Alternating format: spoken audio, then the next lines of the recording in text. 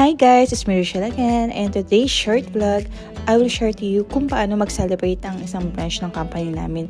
During the month of Ramadan, we have one day to have iftar party with all the employees just to gather with all the Muslim who will break their fasting.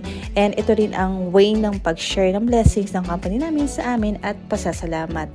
And this time nga, naghihintay kami na marinig ang Muslim prayer. Then while waiting nga, pumila na rin kami paano kumuha ng makakain. Makikita nyo, ang daming pakain ng company namin sa amin, di ba? At ang mga nag-serve nga sa amin, ang mga manager. Ito din kasi ang way nila ng pasasalamat sa lahat ng mga staff. Okay, ito yung mga pagkain nila. O, diba ang sasarap? Lalo na mga vegetable. O, ito yung nakuha kong pagkain ngayon. At sa lamesa pala, hindi mawawala ang laban at ang dates. Ito yung mga pangunahing pagkain during the Ramadan. O, diba?